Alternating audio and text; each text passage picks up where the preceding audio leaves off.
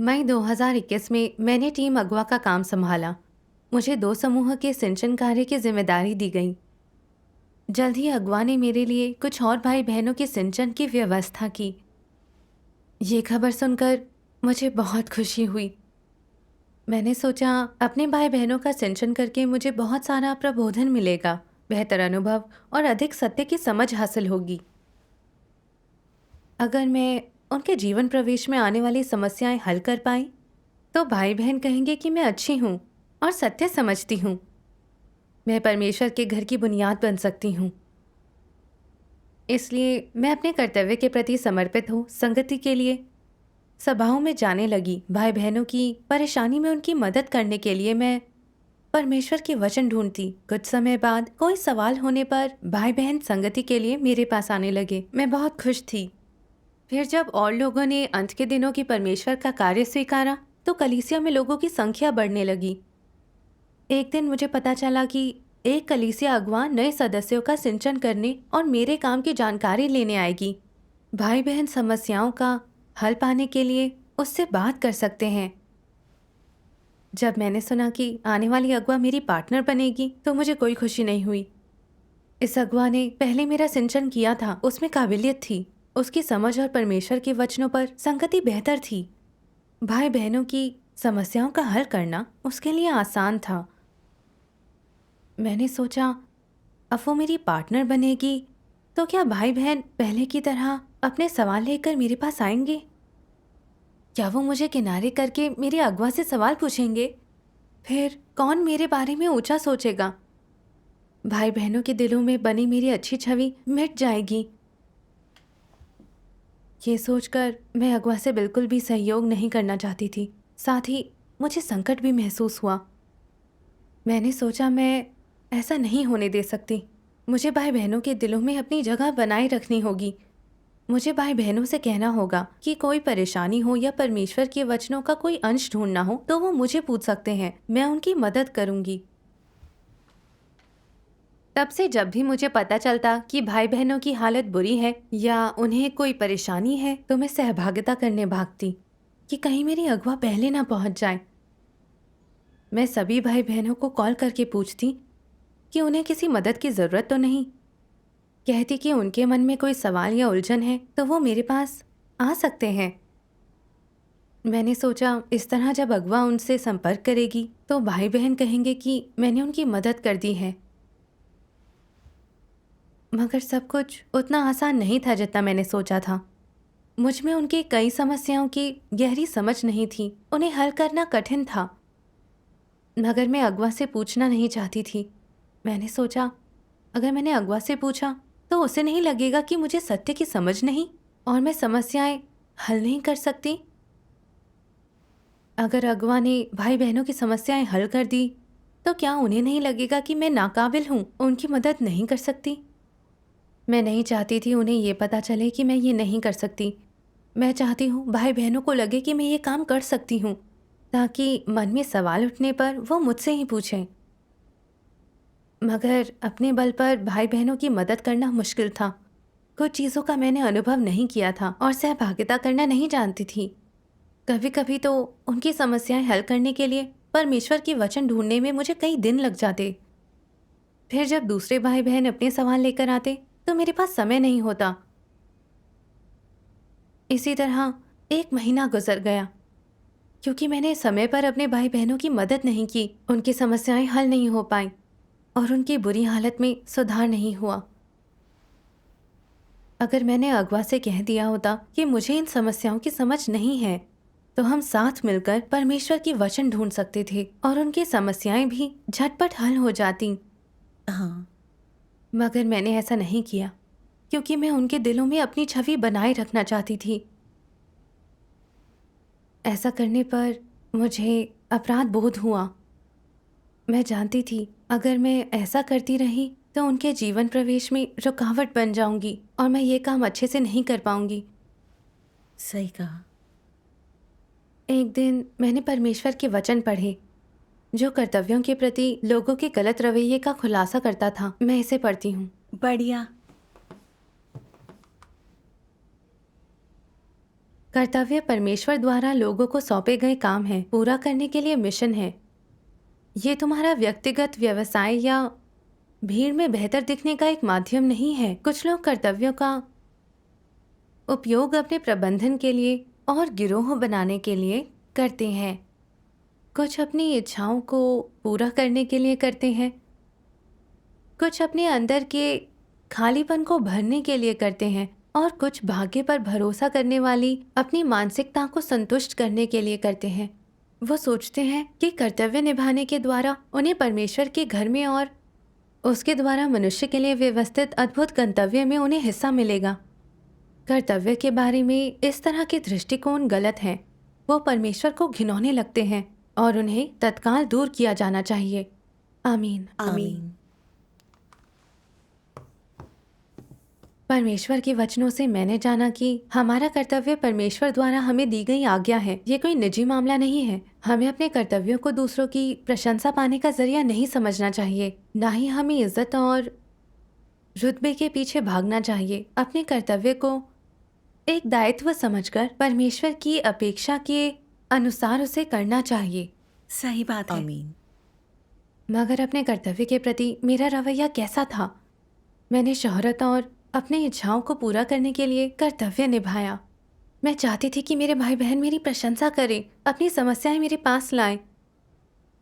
मैं उनके प्रति ईमानदार नहीं थी, उनकी मदद नहीं करना चाहती थी, बल्कि मैं उनकी नज़र में अपनी अच्छी छवि बनाना चाहती थी, ताकि जब वो मेरी बात करें तो कहें कि मैंने उनकी मदद की, मैं बहुत अच्छी हूँ। इस तरह मुझे संतुष्टि मिलती। मैंने अपने कर्तव्य से शोहरत और रुतबा पाना चाहा, ताकि लोगों के दिलों में मेरी जगह बने। वो अपनी समस्याएं लेकर मेरे पास आए और परमेश्वर को किनारे कर दें। मैं एक निजी उद्यम चला रही थी। सही कहा। फिर मुझे एहसास हुआ कि कर्तव्य को लेकर मेरा रवैया गलत था। भाई बहनों की समस्याएं हल कर भी पाऊं, तब भी मेरी मंशा काम ठीक से करने की नहीं थी, जिससे परमेश्वर संतुष्ट नहीं होता। सही बात है। फिर मैंने मसीह विरोधियों को उजागर करने वाले परमेश्वर के वचन पढ़े, जो मेरी हालत के अनुरूप हैं। मैं पढ़ती हूँ। ठीक है।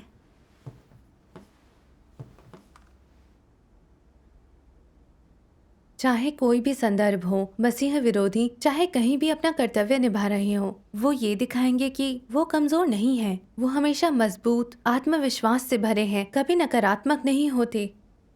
वो कभी परमेश्वर के प्रति अपना असली दृष्टिकोण या असली रवैया प्रकट नहीं करते। क्या वो सचमुच ही मानते हैं कि ऐसा कुछ नहीं है जो वो नहीं कर सकते? क्या वो वाकई मानते हैं कि उनमें कोई कमजोरी या भ्रष्टता नहीं है? बिल्कुल नहीं। वो दिखावा कर चीज़ों को छिपाने में माहिर होते हैं। वो लोगों को अपना मजबूत और सम्मानजनक पक्ष दिखाना पसंद करते हैं। वो नहीं चाहते कि वो उनका वो पक्ष देखें जो कमज़ोर है। उनका उद्देश्य स्पष्ट है, सीधी सी बात है। वो लोगों के सामने अपनी साख, उनके दिलों में अपनी जगह बनाए रखना चाहते हैं। उन्हें लगता है अगर वो अपनी नकारात्मकता और कमज़ोरी दूसरों के सामने उजागर करेंगे, अपना विरोधी और भ्रष्ट पक्ष प्रकट करेंगे, तो ये उनकी हैसियत और प्रतिष्ठा के लिए एक गंभीर खतरा होगा। तो बेकार की परेशानी खड़ी होगी। इसलिए वो अपनी कमज़ोरी और विद्रोह को अपने तक ही रखना पसंद करते हैं। और अगर सभी उनके कमज़ोर और विद्रोही पक्ष को देख लें तो वो दिखावा बरकरार रखते हैं। वो सोचते हैं कि अगर वो मान लेंगे कि उनमें किसी तरह का भ्रष्ट स्वभाव है, वो एक सामान्य, छोटे और महत्वहीन व्यक्ति हैं, तो वो लोगों के दिलों में अपना स्थान खो देंगे और पूरी तरह से विफल हो जाएंगे। और इसलिए कुछ भी हो जाए, वो बस लोगों के सामने खुल नहीं सकते। वो अपना सामर्थ्य और हैसियत किसी और को नहीं दे सकते। वो प्रतिस्पर्धा करते हैं और कभी हार नहीं मानते। आमीन। आमीन। इस अंश से मैं समझ गई कि मसीह विरोधियों को रुतबा पसंद है। लोगों के दिलों में अपनी छवि बनाए रखने के लिए वो लोगों को अपनी परेशानियां नहीं बताते कि कोई उनकी कमियां ना जान पाए। कामों में परेशानियां आने पर भी वो दिखावा करते हैं, ताकि लोग उन्हें सर्वगुण संपन्न समझें और माने कि उन्हें सत्य की समझ है। यही मेरी हालत थी। भाई बहनों की समस्याएं हल नहीं कर पाने पर भी मैंने किसी की मदद नहीं मांगी। मैं लोगों में अपनी अच्छी छवि बनाना चाहती थी ताकि मेरे भाई बहन सोचे कि मुझ में कोई कमी नहीं है। मैं समस्याएं हल करने में उनकी मदद कर सकती हूँ, जिससे उन्हें किसी और से पूछने की ज़रूरत ना पड़े। मैं डरती थी कि अगुआ उनकी मदद करेगी तो उनके दिलों में बनी मेरी साख और छवि बिगड़ जाएगी। मैंने उन समस्याओं को हल करने का दिखावा किया जिन्हें मैं हल नहीं कर सकती थी। मैंने अगवा की मदद लेने के बजाय चीज़ों को खोजने में काफ़ी समय लगाया। इसलिए मेरी वजह से दूसरों के जीवन प्रवेश में रुकावट आई। मैंने देखा कि मेरा भ्रष्ट स्वभाव गंभीर था और मैं पाखंडी थी। मैंने सोचा कि अनुग्रह के युग में फरीसियों का स्वभाव बाहर से विनम्र दिखता था। वो अक्सर चौराहों पर प्रार्थना करते या लोगों को धर्मशास्त्र समझाते थे। लोगों के दिलों में उनकी अच्छी छवि थी, मगर अंदर से वो पाखंडी, अहंकारी और दुष्ट थे। उनमें परमेश्वर का भय नहीं था। वो परमेश्वर के वचनों का पालन करने के लिए काम नहीं करते थे। इसके बजाय वो अच्छे व्यवहार और भ्रांतियों से लोगों को धोखा देते थे ताकि लोग उनकी पूजा करें। मैंने देखा कि मैं भी उन फरीसियों जैसी ही थी। मैं परमेश्वर विरोधियों के मार्ग पर चल रही थी। फिर मैंने परमेश्वर के वचनों का एक और अंश पढ़ा।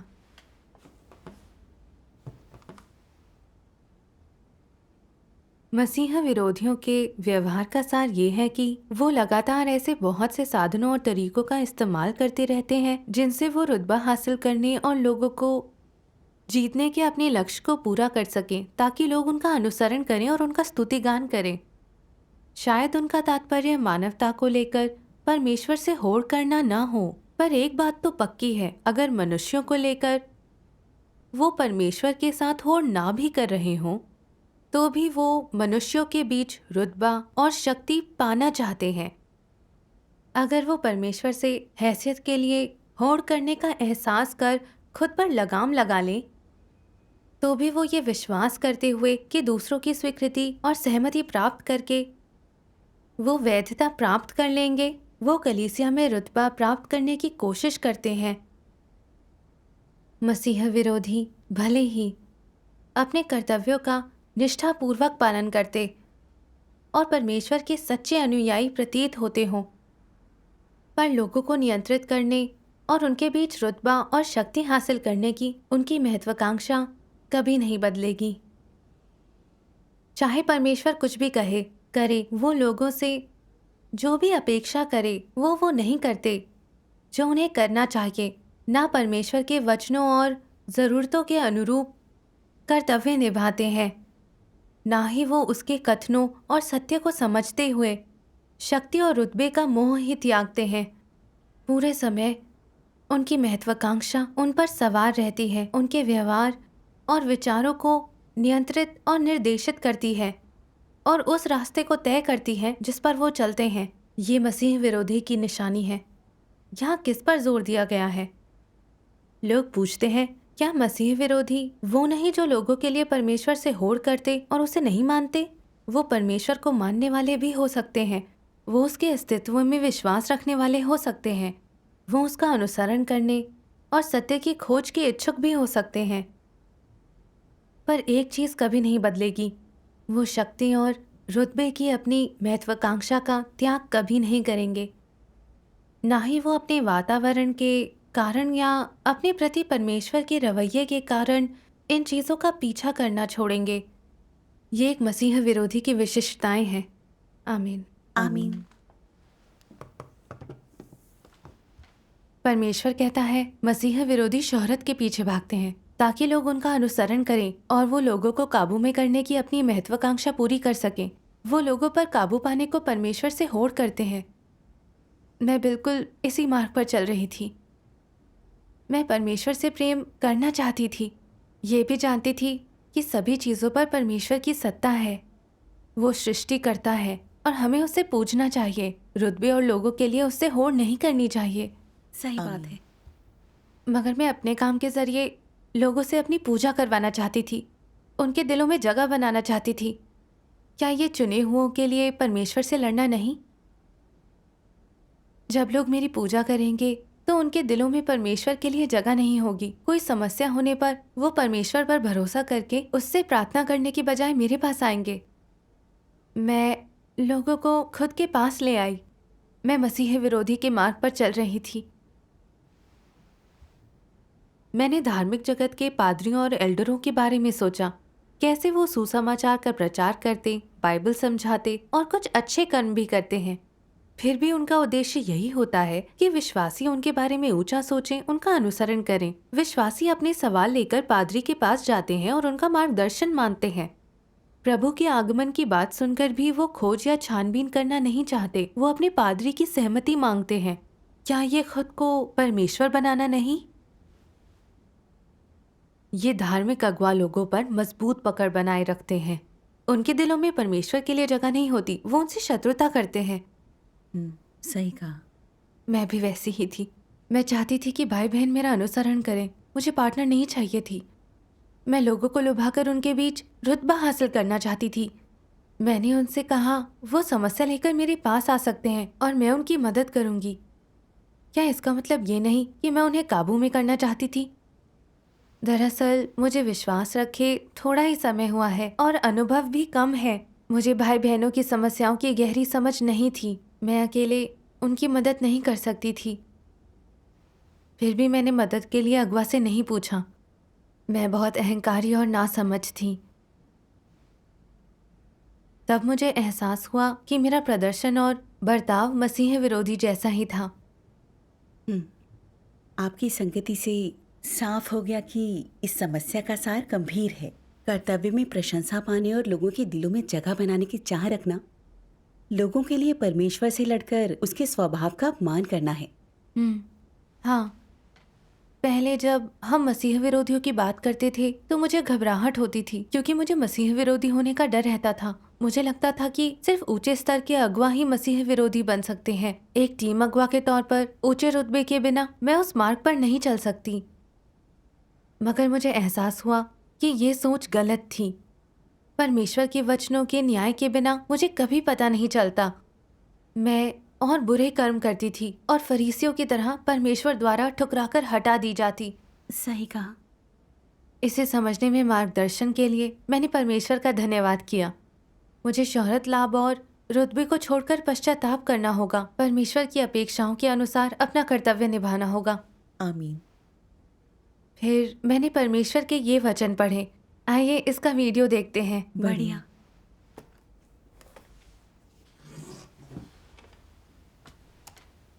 सर्वशक्तिमान परमेश्वर कहते हैं, परमेश्वर लोगों से ये अपेक्षा नहीं करता कि उनमें एक निश्चित संख्या में कार्य पूरे करने की क्षमता हो या वे कोई महान उपक्रम संपन्न करें। न ही वो उनसे किन्हीं महान उपक्रमों का प्रवर्तन करवाना चाहता है। परमेश्वर बस इतना चाहता है कि लोग जमीनी तरीके से वो सब करें जो वे कर सकते हैं और उसके वचनों के अनुसार जिएं। परमेश्वर ये नहीं चाहता कि तुम कोई महान या माननीय बनो। न ही वो चाहता है कि तुम कोई चमत्कार करो। न ही वो तुम में कोई सुखद आश्चर्य देखना चाहता है। उसे ऐसी चीजें नहीं चाहिए। परमेश्वर बस इतना चाहता है कि तुम मजबूती से उसके वचनों के अनुसार अभ्यास करो। जब तुम परमेश्वर के वचन सुनते हो तो तुमने जो समझा है वो करो। जो समझ बूझ लिया है उसे क्रियान्वित करो। जो तुमने देखा है उसे याद रखो और सही समय आने पर परमेश्वर के कहे अनुसार अभ्यास करो, ताकि परमेश्वर के वचन तुम्हारी जीवन शैली और तुम्हारा जीवन बन जाएं। इस तरह परमेश्वर संतुष्ट होगा। तुम हमेशा महानता, कुलीनता और प्रतिष्ठा ढूंढते हो। तुम हमेशा उन्नयन खोजते हो। इसे देखकर परमेश्वर को कैसा लगता है?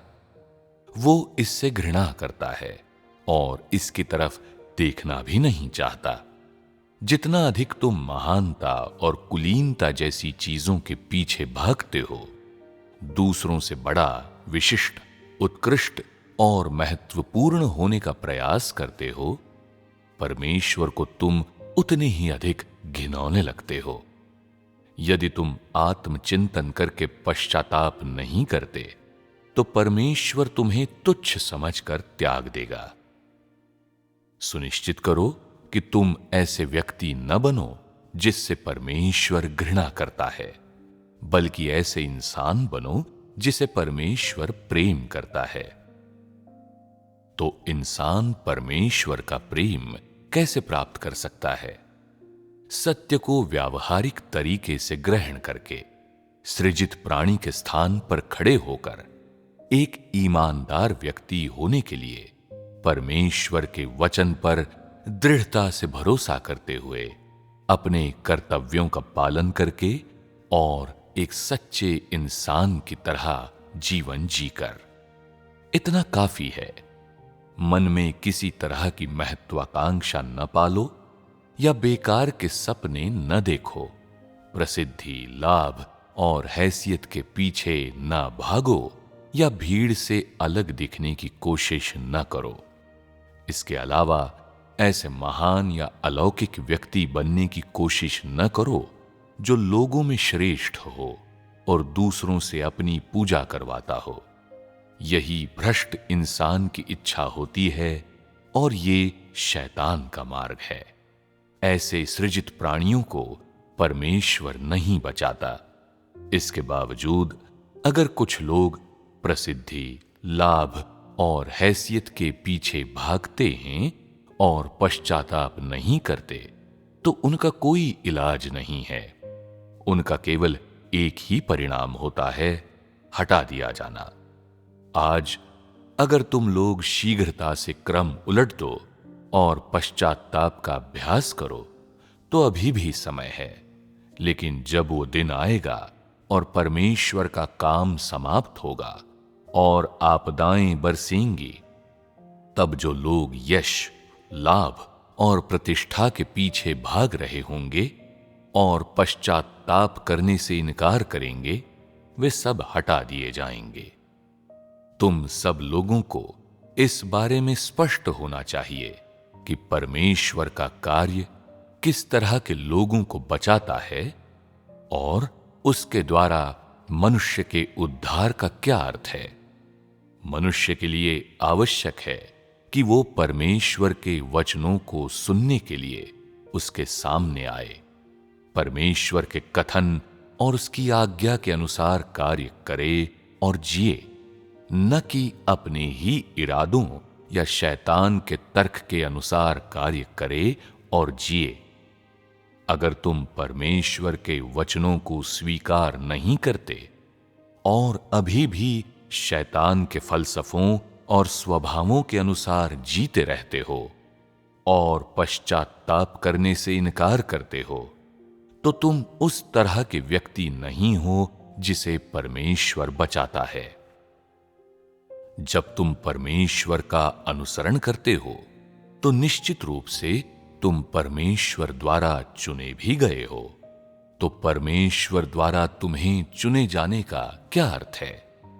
ये तुम्हें ऐसा व्यक्ति बनाना है जो परमेश्वर पर भरोसा करता है, जो वास्तव में परमेश्वर का अनुसरण करता है, जो परमेश्वर के लिए सब कुछ त्याग सकता है और जो परमेश्वर के मार्ग का अनुसरण करने में सक्षम है, जिसने शैतान के तर्क को एक तरफ रख दिया है, जिसने अपना शैतानी स्वभाव त्याग दिया है और जो भ्रष्ट स्वभाव के अधीन नहीं रहता।